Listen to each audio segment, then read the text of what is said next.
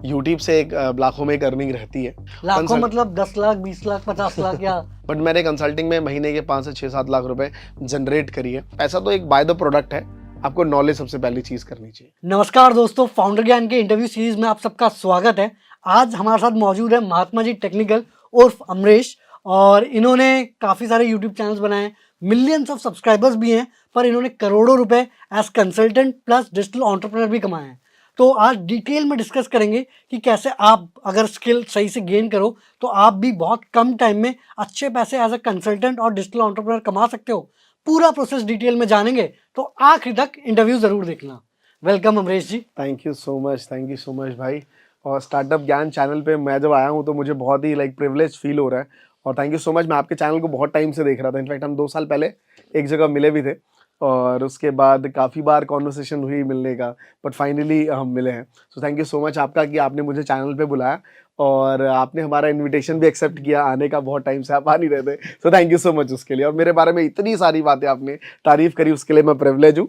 इतना शायद मैंने क्या किया है पता नहीं, वो धीरे धीरे समय बताता है। बट हाँ, थैंक यू सो मच कि आप मेरे बारे में इतना अच्छा सोचते हैं। तो अमरीश जी, मेन चीज़ हम देखेंगे कि आप चाहे कंसल्टेंट बने या स्टार्टअप चलाएं, मेन चीज़ है स्किल। राइट। तो बेसिक फंडा ये है कि आपके पास क्या होना चाहिए पहले, कि आप चाहे एंटरप्रेन्योर बने या कंसल्टेंट बने, बेसिक स्किल क्या क्या ज़रूरत है।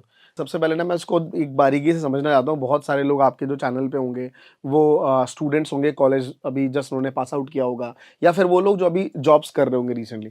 सबसे पहली चीज़ ना, आपके अंदर कोई स्किल है या नहीं है, उसका रिग्रेट नहीं होना चाहिए कि मेरे अंदर यार ये स्किल नहीं है। एमबीए चाय वाला इतना अच्छा बोलता है, मैं इतना अच्छा क्यों नहीं बोलता, ये स्किल नहीं है। इस वजह से लोग रिग्रेट कर रहे हैं, बहुत ज्यादा लोग। ये चीज़ को सबसे पहले छोड़ना है। और वट एवर यू लाइक, आप देखो मोबाइल फोन जब आप बॉर्न हुए थे तब से नहीं है ना यार, कि जन्म हुआ और मम्मी ने फोन दिखाया और उसी टाइम देखने लग गए, और आपको ये रिग्रेट हो रहा है बचपन में मैंने वो कार्टून क्यों देखा और बचपन में मैंने ये वाली चीज क्यों नहीं सीखी। ये इग्नोर करना है सबसे पहली चीज। जो हो गया वो उसको राइट। छोड़ो। कहते हैं ना, जब जागो तभी तब सवेरा। हाँ। तो अभी आप जागे हो, आपने किसी की एक वीडियो देखी है, उस वीडियो में आपको लगता है कि यार मैं टेक्निकल से रिलेटेड काफी काम कर सकता हूं। आज देखिए बहुत सारे टेक बर्नर और ये सब लोग क्या है, एक स्टार्टअप मोड में आ चुके हैं जहां पे इनका अच्छा खासा बिजनेस है। उसने कमिट किया एक चैनल पे कि उसके रेवेन्यू मंथली 1 करोड़ से ज्यादा है। इट मींस कि किसी भी एक स्किल को अगर आपके अंदर, मान लीजिए आप किसी कंपनी में जॉब करते हैं, क्या काम करते हैं सर, अकाउंट से रिलेटेड काम करते हैं सर, फाइनेंस स्टार्ट करिए, क्या दिक्कत है। छोटी छोटी चीजें, दिक्कत पता है क्या है हमारे यहाँ पे, कि लोग बड़ा काम सबसे पहला करना चाहते हैं बट छोटी छोटी चीजों को बहुत इग्नोर करते हैं। और बहुत सारे लोग वही छोटा काम करके जब बड़ा बन जाते हैं तो लोगों को इस बात पे अफसोस होता है कि काश काम ही मैं कर लेता। तो ये सबसे मेजर चीज है, मुझे लगता है कि इन चीजों पे ध्यान देना चाहिए। वही मैंने ये देखा कि लोग सीधा, जो सबसे बड़ा सपना है कि सीधा हम टेस्ला बना देंगे, राइट सीधा हम स्पेसएक्स बना देंगे, ये नहीं देखते कि भाई एलन मस्क ने पहले वीडियो गेम से शुरुआत करी, राइट। पेपैल बनाया, बहुत ऊपर नीचे बहुत जिंदगी सारी गई, चीजें, काफी चीजें x.com सीखी। भी कुछ हाँ, था।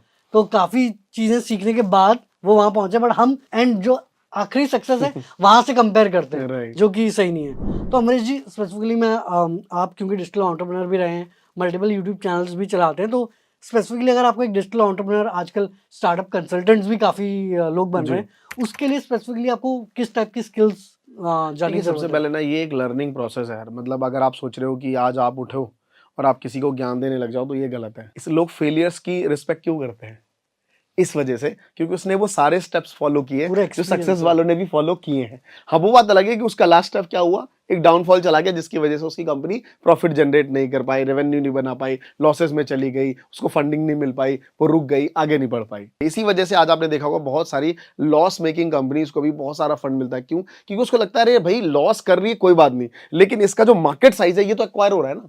आप समझ रहे मेरी बात? लोग सोचते हैं कि यार कंपनी तो लॉस में जा रही है, फिर इसको फंडिंग क्यों मिल रही है। बट इन्वेस्टर ये देख रहा है कि लॉस इंपॉर्टेंट नहीं है, इंपॉर्टेंट क्या है कि क्या ये मार्केट साइज को एक्वायर कर रहा है नहीं कर रहा है, मोनोपोली की तरफ जा रहा है नहीं जा रहा। अगर मोनोपोली है तो आगे जाके ये पैसा बना सकता है। और सेम एग्जांपल अगर आप देखें, साथ ही बहुत से लोगों को समझ नहीं आ रहा होगा, बट सेम एग्जांपल आप एक यूट्यूब के केस में देखें। बहुत सारे यूट्यूबर देखो, जिसको बेचना आता है ना कि मुझे राइट टाइम पे कब बिकना आ गया, समझ लो उससे बड़ा धंधे वाला कोई इंसान है नहीं। यूट्यूबर्स को देख लो, बहुत सारे यूट्यूबर्स जब बिजनेस शुरू करते हैं, इनिशियल लेवल पे काम करना शुरू कर दिया, लोगों ने उसे गाली देना शुरू कर दिया, और वहीं पे एक बंदा होता है जो लोगों का भैया बना होता है ना, लोगों का एकदम जिगरी फैन बना होता है कि तुम्हारे लिए जिंदगी भर बिता दूंगा, 1 रुपए किसी से लूंगा नहीं, बिकूंगा नहीं। लेकिन एक टाइम आता है जब वो भी पैसे लेता है। तो वो बिल्कुल सही था अपनी जगह। अगर आप कोई भी काम शिद्दत से, ईमानदारी से अगर यूजर्स के लिए कर रहे हो तो वो गलत नहीं है।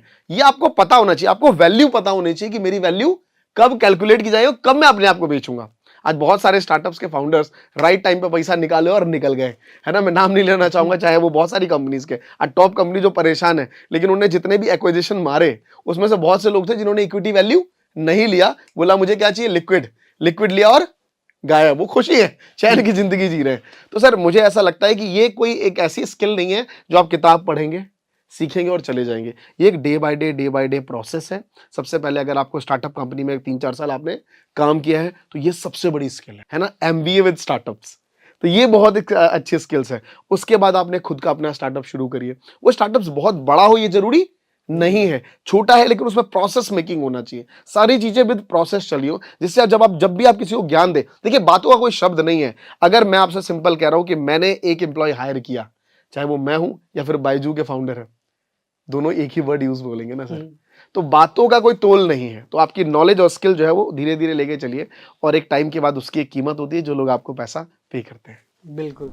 जैसे कि आपने इतने सारे स्टार्टअप्स को कंसल्ट भी किया, खुद का भी स्टार्टअप कर ही रहे हैं, तो ओवरऑल अपने मार्केट को अच्छे से समझा है, तो आपको क्या लगता है कि यार आगे किस फील्ड में किस टाइप के स्टार्टअप्स के सक्सेसफुल होने के ज़्यादा चांसेस हैं? देखिए बहुत सारे एक दौर रहे, अगर आप देखो तो लॉकडाउन से पहले एडटेक बहुत बूम पे था, फिर अचानक जब लॉकडाउन आया तो वहां पे फिनटेक बहुत बूम पे आने लग गया। करेक्ट है। अब बहुत सारे फूड स्टार्टअप्स जो उस टाइम चल रहे थे, हर एक का एक दौर आता है, पर मुझे लगता है एक एंटरप्रेन्योर को दौर के हिसाब से नहीं चलना चाहिए कि अरे अभी फिनटेक चल रहा है, फिनटेक कर लेते हैं, है ना। ज़रोधा बहुत अच्छा पैसा कमा रहा है, प्रॉफिटेबल कंपनी, हम भी ऐसा कुछ बिल्ड कर लेते हैं टेक्नोलॉजी। मुझे लगता नहीं, जैसे मैं हूं, मैं खुद अगर मेरी कंपनी के बारे में आपने देखा, आपने यहाँ पे घूमा भी सब कुछ, मैं शुरू से ही एडटेक में रहा हूं। तो चाहे एडटेक बूम पे हो किसी भी लेवल पे, मुझे वही बिजनेस करना है, क्योंकि मुझे फंडिंग वाला जोन नहीं जाना है कि पैसे लेने हैं, पॉकेट में भरने हैं, याशी करनी नहीं। मुझे अपने जो मैंने ये बनाया हुआ है वी मेक क्रिएटर्स, इसको बड़ा करना है। इसको बड़ा कैसे हो सकता है, तो ये एडटेक फील्ड से है। मैं इसको फिनटेक नहीं बनाना चाहता, मैं इसको फूड डिलीवरी नहीं बनाना चाहता, मैं इसको एजेंसी मोड में नहीं लेके जाना चाहता। अब ये भी सवाल आता है कि यार काफ़ी बच्चे जैसे कि अभी ग्रेजुएट हुए हैं या 12th क्लास करी है, तो उसके बाद वो क्या करें? ऑफ कोर्स पढ़ाई या जॉब तो कर रहे हैं, तो साइड बाय साइड वो क्या कर सकते हैं कि यार उनका भी थोड़ा बहुत फ्यूचर ब्राइट हो? तो उसमें आपके कुछ आइडियाज़? देखो बहुत सारा एक डिबेट रहता है मार्केट में कि एजुकेशन सिस्टम बहुत पुराना है, और अगर आप मुझसे पूछे तो मैं भी इस चीज़ को मानूंगा। इनफैक्ट गवर्नमेंट ने भी इस चीज़ को अप्रूव दिया है कि एजुकेशन सिस्टम में बहुत बदलाव होने चाहिए। राइट। यहाँ पे हम कहीं ना कहीं एकेडमिक बेस्ड कोर्स ज़्यादा देखते हैं, वही हिस्ट्री, वही मैथमेटिक्स, जिसका कई बार सवाल रहता है कि बहुत सारे ऐसे मैथमेटिक्स हैं जिसे हम रियल लाइफ में 99% लोग कहीं भी यूज़ नहीं कर पाते हैं कुछ चीज़ों के अलावा। वहाँ पे एक्स्ट्रा करिकुलम एक्टिविटी, आजकल में काफ़ी ऐसे स्कूल्स हैं जहाँ पे लिबरलाइजेशन वाली जो बात होती है ना, कि बच्चा जो पढ़ना चाहे वो चुन सकता है। अब इसके लिए वो कॉलेज एक बेंचमार्क नहीं हो सकता, वो अपनी 6th में भी चुन सकता है, 7th में भी, 10th में भी और 12th में भी, किसी भी लेवल पे। तो मुझे लगता है अगर आप इनिशियल लेवल पे हैं, 12th क्लास से आए हैं या फिर अभी 10th पास आउट हुए हैं, तो स्किल ओरिएंटेड चीजें सीखना शुरू करिए। बहुत सारी वेबसाइट्स, बहुत सारे प्लेटफॉर्म्स है, यूट्यूब सबसे बड़ा प्लेटफॉर्म है यार। दिक्कत पता है क्या, अगर कंटेंट फ्री मिले ना तो इंसान कदर नहीं करता है। हाँ, क्योंकि आपके पास बहुत खाली समय है ना सर। मैं तो बोलूंगा खाली समय, मैं तो खाली था अपने टाइम पे, मुझे लगता था मैं बहुत टेंशन में हूं, लेकिन मुझे आज समझ आता है कि मैं अपने 10th क्लास में, 12th क्लास में बहुत खाली था। अगर मैं उसका समय का सही इस्तेमाल करता तो आज मेरे अंदर 50 स्किल्स और होती। लोग कहते हैं कि एक स्किल ओरिएंटेड चीजों पे करो, नहीं, इनिशियल स्टेज में बहुत सारी स्किल्स सीखो।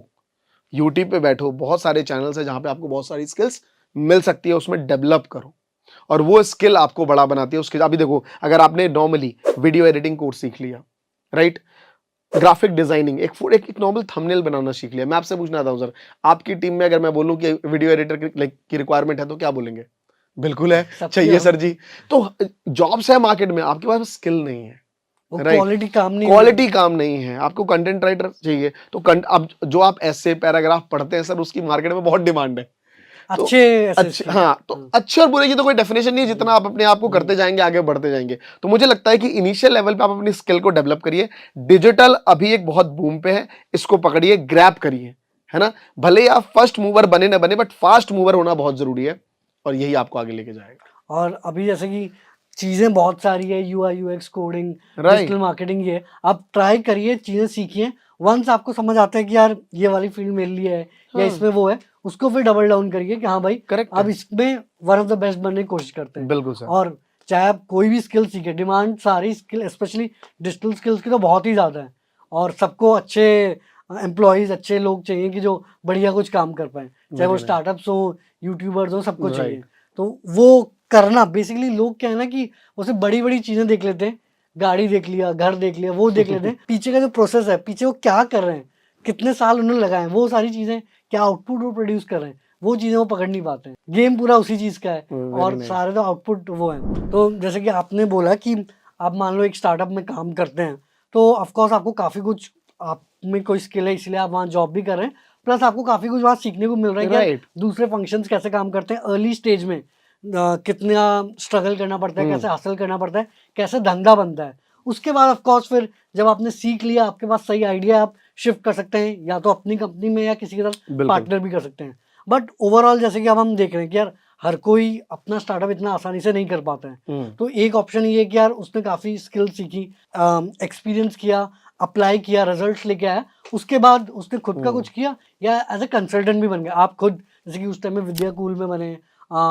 एनलिफ्ट में बने, आई न्यूरॉन में बने। तो ये कंसल्टेंट वाला स्पेस कितना बड़ा है, क्योंकि लोग सोचते हैं कि यार अगर आपने कुछ सीख लिया, स्किल विल गेन कर ली, एक ही तरीका है कि आप खुद का स्टार्टअप बनाओ, बट ऑप्शंस बहुत सारे हैं। तो जो कंसल्टेंट वाला स्पेस है आपके हिसाब से कैसा है? देखो, मैं ये बोलूंगा कि I am not forcing everyone कि आपको यही काम करना है। मैं पर्टिकुलर, मेरा ये हार्डकोर बिजनेस नहीं है, राइट। मुझे ऐसा लगता है कि अगर आपके पास यूजर बेस है ना, तो हर कोई आपसे पूछेगा। तो सबसे पहली चीज, आपको पैसे की तरफ नहीं भागना है। कहाँ भागना है? User Value. की तरफ, वैल्यूज की तरफ, कि मैं उस वैल्यूज दूं जिससे वो यूजर मेरे से अटैच रहे। जितने दिन आपके पास वो यूजर है, तभी कंपनी आपके पास भग भग के आएगी, आपके पाँव पकड़ेगी, हाथ जोड़ लेगी, माथा पटक लेगी आपके पास। आप जो कहोगे बोले नाच के दिखाओ, वो नाच भी देगी एक बार को, है ना, क्योंकि उसको पता है वो आपको चाहिए। तो मुझे ऐसा लगता है कि सबसे पहले आज, क्योंकि बहुत सारे लोगों के पास इनिशियली बहुत पैसा नहीं होता है ना, कई लोगों के पास तो स्किल सीखने का पैसा नहीं होता यार। कई लोग छोड़िए, हमारे पास खुद स्किल सीखने का पैसा नहीं था कि हमको एक स्किल चले जाए। अगर हमने बेसिक का एक कंप्यूटर कोर्स कर लिया तो हमें ये डर था कि यार हम इसके बाद अब कौन सा कोर्स करें यार। हमें ये सेल्फ रियलाइजेशन होता था कि हम माँ बाप के पैसे क्या कर रहे हैं, डुबा रहे हैं। मैं आपको रियलिटी बताता हूँ, बहुत से लोग मेरी बातों से रिलेट कर पाएंगे।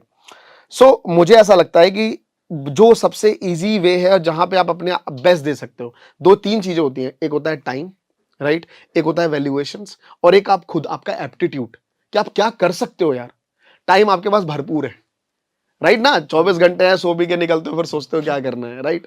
वैल्यूज जो आप दे सकते हो, तो ये आपके कंट्रोलेबल चीजें हैं। तो इसको आप शुरुआत कर सकते हो यूट्यूब वीडियोस। आप बहुत सारी नॉलेज गेन करिए और बहुत सारी लाइक यूट्यूब पे बनाइए। यूट्यूब पे बहुत सारे ऐसे चैनल्स हैं जो आप स्टार्टअप रिलेटेड बताते हैं, और मैं आपको बता दूं, बहुत से फाउंडर लोग उसको देखते हैं बैठ के। करेक्ट है, उन्होंने कोई स्कूल्स में कोचिंग नहीं करी, क्लासेस नहीं करी, बस क्या किया, एक अच्छा सा रिसर्च और उसको यूट्यूब वीडियोस पे बना दिया। एक टाइम ऐसा आएगा जब वो कंपनी इनको अपॉइंट करेंगी कि भैया हमारी कमियां बताइए और हम उसे ठीक करें बैठ के।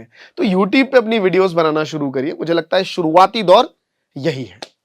और वंस आपका अगर नेसेसरी स्किल, नेसेसरी इनसाइट्स हैं, तो कंपनीज इवेंचुअली आपके पास बिल्कुल बिल्कुल आएगी। बिल्कुल रीच आउट करेंगे। और ओवरऑल अगर आपको मैं बताऊं कि यूजर्स को भी समझ आए कि किस रेंज में कंसल्टेंट्स को पैसे मिलते हैं, क्या क्या वो वैल्यू प्रोवाइड करते हैं कंपनी को, ये तो आइडिया लग जाएगी कि ये कितना बड़ा मार्केट है। देखिए, डिपेंड करता है, ये बहुत बड़ा मार्केट है। मैं अगर इंस्टेंट साफ सीधे लाइक दो तीन लाइक बातों में करूं, सबसे बड़ी चीज होती है कि आप किसी कंपनी को किस लेवल पे ज्वाइन करते हैं। अगर वो इनिशियल लेवल पे है तो उसकी नेटवर्क्स उसके लिए सबसे बड़ी जरूरत है, राइट। उसको चाहिए कि भाई मुझे इन्वेस्टर्स कहाँ से मिलेंगे, है ना, मेरे पास टीम एक्विजिशन कैसे होगा, मैं मैनेजमेंट स्किल्स कैसे करूँ, मेरी मार्केटिंग स्ट्रेटेजी कैसे होगी, करेक्ट है ना। उसके बाद उसका जो ह्यूमन रिसोर्स है, वो उसकी हायरिंग फायरिंग का प्रोसेस कैसे रहेगा, है ना। कंपनी की जो अकाउंट्स है, पैसा कहीं कैश बर्न ज्यादा तो नहीं हो रहा, कई जगह कैश कैश पड़ा हुआ है, बर्न ही नहीं कर पा रहे हैं, किस तरीके से करें। तो डिपेंड आप किस सेगमेंट में जा रहे हो, या आप सिर्फ एक स्टार्टअप माइंडसेट कैसे डेवलप हो। बहुत सारे लोगों के पास पैसा है, धंधा बना रहे हैं, क्योंकि मान लीजिए यूट्यूबर है, पैसा बना रहे हैं, स्टार्टअप स्टार्ट कर दिया, लेकिन उसका माइंडसेट स्टार्टअप वाला है या नहीं है, ये डेवलप कर रहे हो। तो डिपेंड आप किस चीज को पहले हिट करने जा रहे हो, है ना। तो वो बहुत मेन लाइक इनिशियली स्टेज है। पैसे का देखिए क्या यार, फीस मैंने शुरुआत में एक बार 1000 रुपए ली थी और कई बार मैंने लाखों रुपए भी ली है। तो इसका कोई रेंज सेट नहीं कर सकते आप, और पैसों से आप अपने आप को इससे जज मत करिए। आप अपनी स्किल ओरिएंटेड चीजों को बिल्ड कितना करिए वैल्यू पहले, प्रोवाइड कर रहे राइट। हैं। वैल्यूज कितना मैं प्रोवाइड कर रहा हूँ, डेली में कितना रिसर्च कर रहा हूँ, कितनी नॉलेज मैं अपने अंदर एक्वायर कर रहा हूँ, ये चीज आपको बड़ा बनाती है। और मुझे लगता है पैसा तो एक बाय द प्रोडक्ट है, आपको नॉलेज सबसे पहली चीज करनी चाहिए। अमरीश, ये मुझे पूछ रहा था कि आप यूट्यूब भी काफ़ी टाइम से कर रहे हैं, कंसल्ट आप इतने स्टार्टअप्स को करते ही हैं, तो कंसल्टिंग में कितना रेवेन्यू आता है, यूट्यूब में कितना रेवेन्यू आता है, और क्या प्रोज एंड कॉन्स है? देखिए, ऑलमोस्ट डायरेक्टली अगर मैं बोलूँ तो सिंपली यूट्यूब से एक लाखों में एक अर्निंग रहती है। ऑब्वियसली स्पॉन्सरशिप एक अच्छा खासा अमाउंट आता है आज के टाइम पे। लाखों कंसल्ट मतलब 10 लाख, 20 लाख, 50 लाख या करोड़ ही अगर बोल वैसा रहे मैं बोलूँ तो एक रेवेन्यू, हमारे खर्चे भी बहुत है, जैसा आपने देखा ऑफिसेज में काफ़ी एक्सपेंसेस रहते हैं, बट हाँ ऑल ओवर रेवेन्यू एक 10 लाख से हमारा ऊपर रहता है। और कंसल्टिंग में बात करूँ तो मैंने अपने टाइम पे जब मैं बहुत फोकस था कंसल्ट में, क्योंकि राइट नाउ मैं बहुत ज़्यादा अपनी कंपनी को लेके बहुत फोकस्ड में हूँ, इसलिए मैं बहुत ज़्यादा समय इसको देता हूँ। बट मैंने कंसल्टिंग में महीने के 5 से 6-7 लाख रुपए बहुत समय तक अच्छी खासी रेवेन्यू जनरेट करी है। मुझे लगता है ये भी एक अच्छा प्रोफेशन है, अगर आपके पास एक नॉलेज है लोगों को शेयर करके। और ये जो कंसल्टिंग में आप क्या सर्विसेज प्रोवाइड करते थे, और जैसे आपने बोला 5 से 8 लाख रुपए कमाते थे महीने का, राइट। आप कितना टाइम इन्वेस्ट करते देखिए, थे? डिपेंड करता है कि एक फाउंडर किस लेवल पे मुझसे जुड़ रहा है। अगर वो एक सर्टेन टाइम के बाद जहाँ पे वो एक अच्छा खासा अपनी इनिशियल लेवल पे उसने अपना बैक एंड प्रोडक्ट सब कुछ बिल्ड कर लिया, बट उसको मार्केटिंग चाहिए। किस तरीके से वो मार्केटिंग कर सकता है? मार्केटिंग में कॉस्ट इफेक्टिव मार्केटिंग वो कैसे कर सकता है? तो इन सब चीज़ों के लिए मैंने बहुत से लोगों को कंसल्ट करा। कैसे वो अपनी सेल्स की टीम डेवलप कर सकते हैं, उसकी हायरार्की कैसे होगी, उसका प्रोसेस कैसे बिल्ड होगा, डेटा मैनेजमेंट कैसे होगा, इन सब चीज़ों के लिए मैंने गाइड किया। क्योंकि मैंने आज से खुद 4 साल पहले जब पहली बार 4.5 साल पहले जब आईवीआर बिल्ड किया था, समझा था क्या है, तो धीरे-धीरे पहले आपको खुद पे इंप्लीमेंट करना होता है, इसलिए कि जब भी आप बिज़नेस करें, तो आपका खुद का एक बिज़नेस होना चाहिए। तभी तो कोई और आपको पैसा देगा ना, तभी आप सीख पाएँगे उस चीज़ नहीं से। तो वो भी यूट्यूब ही देख लेता। राइट। तो खुद का बिज़नेस बहुत होना चाहिए जिससे आप डेवलप कर पाएँ। तो ये सारी चीज़ें हैं और इससे आप और रेवेन्यू ये जनरेट। आप कितना ऑलमोस्ट घंटे इन्वेस्ट करते थे जो आप ऑलमोस्ट डेली डेली के 3 से 4 घंटे चले जाते थे इसमें, इसलिए हमने थोड़ा-सा उसको बैक ऑफ करा और फोकस हम अपनी चीज़ों पे कर रहे हैं। इतना समय मैं अपने स्टार्टअप्स को दूँ, तो ऑब्वियसली हम ज़्यादा ग्रो कर पाएँगे, अपने प्रोडक्ट को ठीक कर पाएँगे, अपनी मैन पावर को ठीक कर पाएँगे, इन सब चीज़ों पे काम कर रहे हैं। तो जैसे कि अमरीश ने ऑफ कोर्स बोला कि आप अपना स्टार्टअप कर रहे हैं तो बहुत ही बढ़िया है, बट ऐसा नहीं है कि सिर्फ अपना स्टार्टअप ही ओनली ऑप्शन है। आप दूसरे स्टार्टअप्स में भी अच्छे लेवल पे काम कर सकते हैं, राइट। कंसल्टेंसी से भी काफ़ी बढ़िया से काम कर सकते हैं, बट मेन फोकस ये होना चाहिए कि आपने कुछ स्किल अटेन करी है, आपके पास एक्सपीरियंस है और आप वो वैल्यू प्रोवाइड कर पा रहे हैं, राइट। तभी आपको उसी के ही पैसे हैं। राइट। नहीं तो ज्ञान तो हर कोई दे ज्ञान देगा। तो हर कोई दे रहा है। हाँ, वो ज्ञान फ्री वाली ज्ञान होती है। उसके लिए फिर कोई 6-7 लाख 10 लाख क्यों देगा? होपफुली आप अपने मिशन में सक्सेसफुल भी होंगे। अभी मैंने देखा कि काफ़ी बढ़िया से काम चल रहा है और काफ़ी स्केल अप भी कर रहे हैं। होपफुली आप और भी बच्चों तक पहुँचे और वो भी आपके साथ और सक्सेसफुल हुए। तो थैंक यू अमरीश कि आपने वक्त दिया। एंड व्यूअर्स, आई होप आपको भी काफ़ी कुछ सीखने को मिला है कि वंस आप स्किल गेन करते हैं, आपकी पॉसिबिलिटीज़ बहुत सारी हैं, बट इम्पॉर्टेंट है कि आप स्किल सीखें और उस पर टाइम इन्वेस्ट करें। बाकी अमरीश जी ने आपको बता ही दिया कि क्या क्या तरीके हैं जिसको आप उससे मोनेटाइज कर सकते हैं। एंड आपको क्या इंटरव्यू का पार्ट पसंद आया वो कमेंट्स में ज़रूर बताना और इंटरव्यू अपने सारे दोस्तों के साथ ज़रूर शेयर करना। मिलते हैं बहुत जल्द एक और इंटरव्यू सीरीज़ के साथ। And thank you Amrish. Thank you so much sir.